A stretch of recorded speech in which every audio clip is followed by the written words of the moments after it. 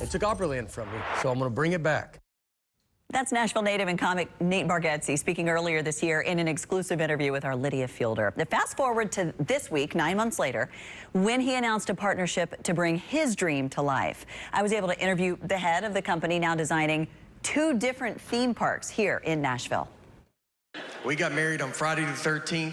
Got a pretty sweet deal on that. He's been one of certainly the funnest creative collaborators that I've had the joy of getting in the sandbox with. That's Mel McGowan speaking candidly about his new client, comic Nate Bargatze. McGowan leads Storyland Studios, a design firm that imagines, designs, and creates immersive theme parks, now in the process to create Nateland. What can you share about the project so far? Again, it really does start with Nate and some of his early memories, you know, with a magician as a dad and spending some formative years in a little park called Opryland. This is the so-called blue sky phase of the process, where they're crunching numbers and finding a location. Who is the market? Who's the audience that we're designing for?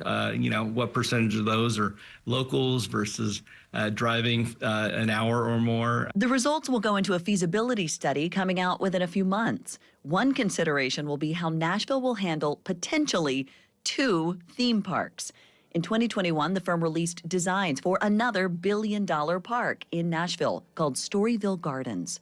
You can see the Alice in Wonderland's maze. Wow. In 2022, I interviewed the Nashville mom and real estate developer behind that project. She shared that a national literacy nonprofit will be part of the plans, letting kids read their way into the park for free. There are children of all ages who need that. But there hasn't been any news on the park, so I asked Mel if the project was on hold. It's definitely not on hold. You know, that's very actively moving forward. A representative for the park confirmed that in a statement to WSMV, reading in part, quote, Storyville Gardens continues to make steady and meaningful progress, and saying they recently selected a site that is outside Davidson County, but still convenient to Nashville. We look forward to announcing further details in 2026.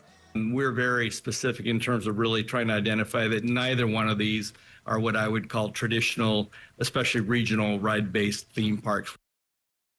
Mel tells me that the best case scenario on the timeline for any park is 3 to 5 years, but they can't develop any critical path schedules or opening days for Nateland or for Storyville Gardens until the site is secured and announced. So we'll certainly stay on top of the developments for both of these